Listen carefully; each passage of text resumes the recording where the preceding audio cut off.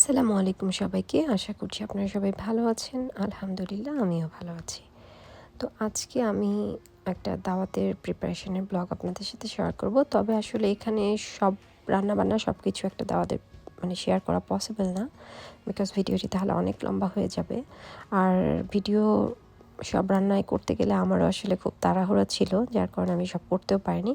তো আমি জাস্ট আমার ডেজার্ট আইটেমগুলো আপনাদের সাথে একটু শেয়ার করব যতটুকু পারি। যে তাড়াহুড়া করে একসাথে আমি অনেকগুলো ডেজার্ট তাড়াতাড়ি কীভাবে করছিলাম, কারণ আমার বাসায় আসলে অনেকজন গেস্ট আসার কথা ছিল এবং প্রায় 10-12 জন, এবং হঠাৎ করেই প্রিপারেশনটা নেওয়া। দ্যাটস ওয়াই আমি রাতের বেলায় সব ডেজার্টগুলো রেডি করে রেখেছি, যাতে করে আমার মিষ্টি রান্নাগুলো আগে করে রাখলে যেটা হয় যে ঠান্ডা হলেও কোনো সমস্যা হয় না। দ্যাটস ওয়াই আমি এগুলোকে আগেই করে রেখেছি আগের দিন, আর বাকি রান্নাগুলো আমি সকালে সেরে নেব। তো চলুন তাহলে শেয়ার করা যাক আজকের রান্নাবান্না। সব রান্নার ভিডিওগুলো আমি প্রপারলি আসলে করতে পারিনি, তো আমি অফ ক্যামেরায় জর্দা রান্না করে নিয়েছি। তো জর্দা রান্নার জন্য তো আমার ভিতরে ছোট ছোট কিছু মিষ্টি লাগবে, তো সেটাই আমি বানিয়ে নিচ্ছিলাম। তো অ্যাট দ্য সেম টাইমে আমি আরও দুটো মিষ্টি এখান থেকে বানিয়ে নিব একটা ডো দিয়েই। তো আমি ডোটা বানিয়েছি গুঁড়া দুধ, ময়দা আর ঘি, ডিম, একটু লবণ আর বেকিং পাউডার মিক্সড করে নিয়েছি। তো এটার পরিমাণটা আমি 2 কাপ দুধ নিয়েছি, নিয়ে এর ভেতরে আমি হাফ কাপের একটু বেশি ময়দা দিয়েছি, 1.5 চা চামচ প্রায় 2.25 চামচের মতো আমি বেকিং পাউডার দিয়েছি, 1 টেবিল চামচ চিনি দিয়েছি, আর 2 টেবিল চামচ ঘি দিয়েছি, আর 2টো ডিম দিয়েছি। দিয়ে আমি খুব ভালো করে মিক্সড করে নিয়েছি। এরপরে আমি আমার মেখে নিয়ে কিছুক্ষণ রেখে দিয়েছিলাম। এরপরে আমি আমার পছন্দ মতো শেপ করে নিয়েছি। তো সবচেয়ে মজার একটা ইন্টারেস্টিং বিষয় আপনাদের সাথে শেয়ার করব। তো একটা মিক্স দিয়ে আমি 2-3 রকম মিষ্টি বানিয়েছি। একটা হলো যে আমি ছোট ছোট মিষ্টিগুলো জর্দাতে দিব, সেটাও বানিয়ে নিয়েছি এখান থেকে। অ্যাট দ্য সেম টাইমে গোলাপ জামুনও বানিয়ে নিয়েছি এখান থেকে। অ্যান্ড ওয়ান থিং, এটা আমার ফার্স্ট এক্সপেরিমেন্ট করা, করে দেখা যায় কেমন হয়। আমি কয়েকটা মিষ্টি গোলাপ জামের আকারে লম্বা লম্বা করে শেপ দিয়ে নিয়েছিলাম। তো এগুলোকে আমি একটু বেশি করে ভেজে নিয়েছি, লাইক ডার্ক করে একটু ব্ল্যাকিশ করে ভেজে নিয়েছি, একটু বেশি ওপরটা পোড়া পোড়া। তারপর আমি সেম শিরার মধ্যেই আমি ডুবিয়ে রেখেছি অন্য মিষ্টিগুলো উঠিয়ে নিয়ে। তো এই পর্যায়ে আমার আসলে শিরাগুলো দেখা গেছে যে একটু কমে গিয়েছিল, তো ওটাকে আরেকটু শিরা বানিয়ে নিয়ে আমি ওই শিরাতে চুবিয়ে রেখেছিলাম প্রায় কয়েক মিনিট, 3-4 মিনিট জ্বালিয়ে নিয়ে তারপরে আমি এটাকে প্রায় 20-25 মিনিট সোক করার জন্য শিরায় দিয়ে রেখেছিলাম।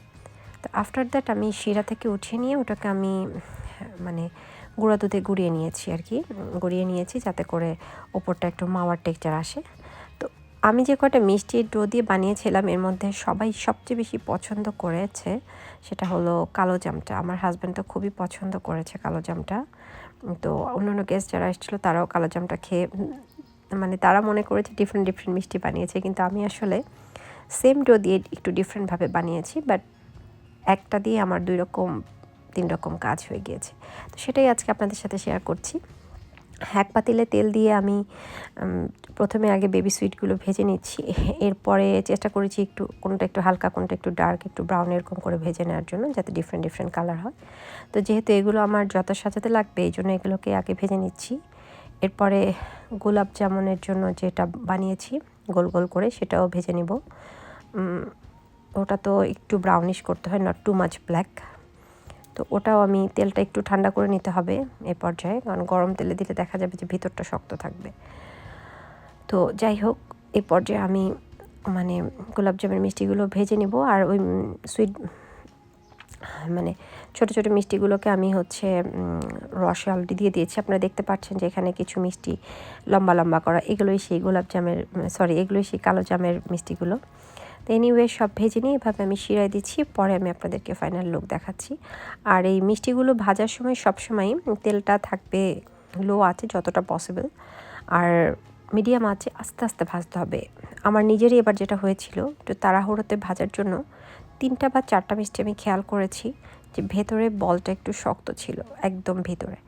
তো এটা আসলে ভাজার কারণে হয়ে থাকে। কোনোটা গরম তেলে দিয়ে উপরে দেখা যায় যে হয়ে যাচ্ছে, বাট ভিতরে ওইভাবে হয়নি, দ্যাটস ওয়াই এরকম হয়। তবে সব মিষ্টি আলহামদুলিল্লাহ পারফেক্ট হয়েছিল, শুধু অ্যাপ্রক্সিমেটলি 2টো বা 3টে গোলাপ জামুনের মধ্যে আমি দেখেছি যে ভেতরটা একটু শক্ত। তো এনিওয়ে এগুলোকে এখন আমি আস্তে আস্তে জালে খুব ভালো করে ভেজে নিব। এরপরে শিরায় ডুবিয়ে রাখবো বেশ কিছুক্ষণ।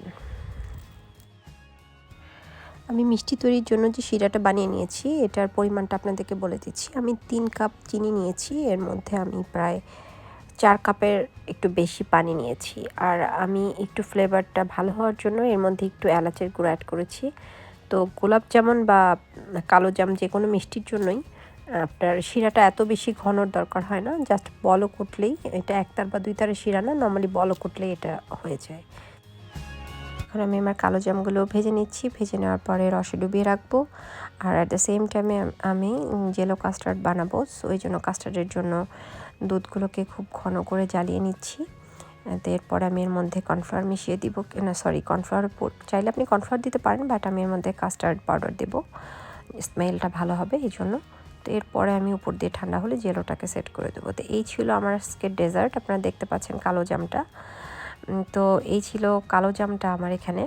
তো আর আমি বানিয়েছিলাম মালাই জর্দা, আর হচ্ছে জেলো কাস্টার্ড, আর হলো গোলাপ জামুন। তো এনিওয়ে আমি পরের দিনের রান্নাবান্নাটা আর তেমন শেয়ার করিনি। আমি এখানে আমার টেবিলগুলোকে সেট করে নিচ্ছি, প্রিপারেশান নিচ্ছি যে রান্নাবান্না হয়ে গিয়েছে। এখন টেবিলগুলোকে আমি ভিতর থেকে আপনার আমার কুকারিজগুলো বের করে নিয়েছি, যেগুলোতে আমি সার্ভ করব। এগুলোকে আমি খুব ভালো করে ওয়াইপ করে নিচ্ছি। টেবিলে ম্যাটগুলো সেট করেছি।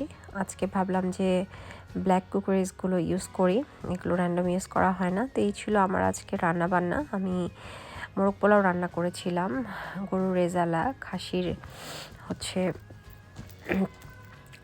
রান্না করেছিলাম কালাবোনা টাইপের, আর স্বামী কাবাব করেছিলাম, ফিশ ফ্রাই করেছিলাম, এই ধরনেরই কয়েকটা আইটেম, সালাদ করেছিলাম, রূপচাঁদা মাছ ফ্রাই করেছিলাম। এগুলো নিয়ে আজকের আমার দাওয়াতের আয়োজন।